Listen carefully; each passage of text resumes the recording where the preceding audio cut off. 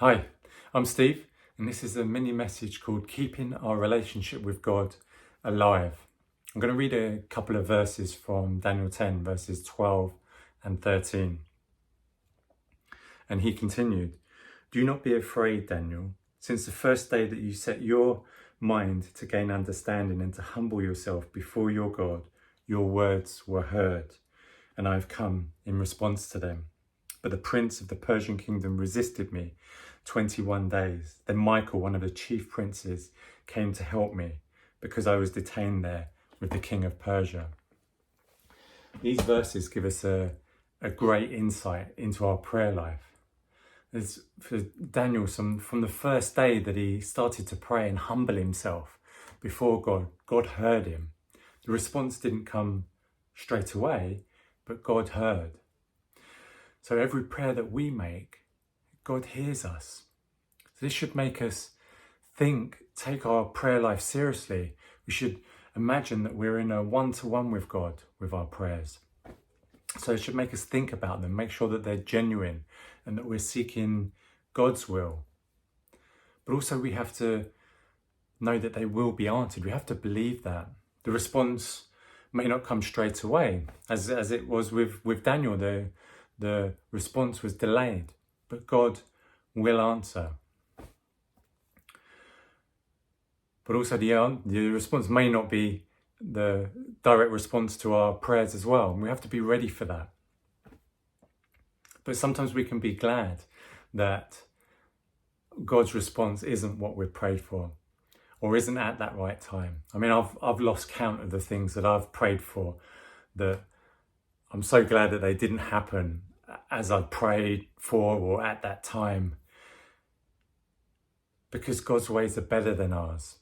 And we have to believe that and trust that. He knows his ways are far better than mine or ours, and we have to put our trust in him for everything. But one thing we have to keep doing is praying with a humble heart.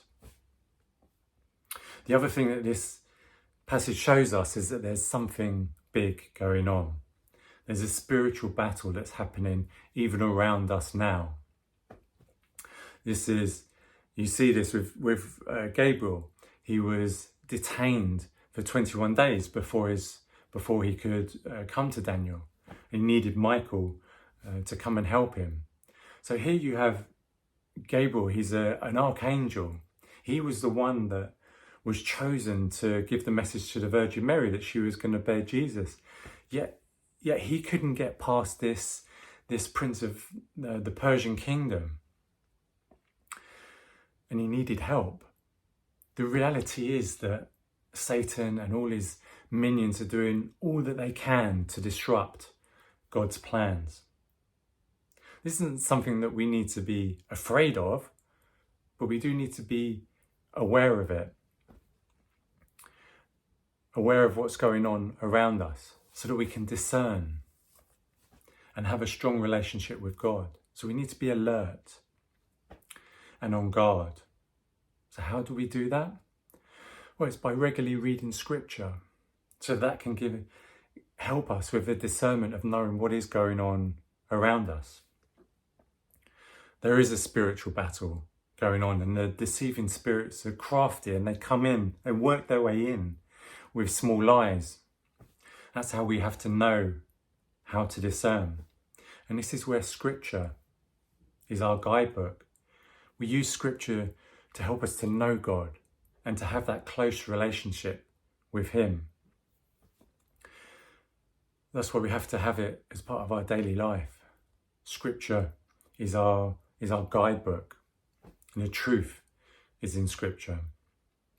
So this is where both praying and reading scripture is so important for us. Charles Spurgeon was asked a question. He was asked, what is more important, praying or reading scripture? And he replied with another question. He said, what is more important, breathing in or breathing out? You see, this is how important both praying and reading scripture are. As we breathe in scripture, we breathe out prayers. We wouldn't be alive if we didn't breathe.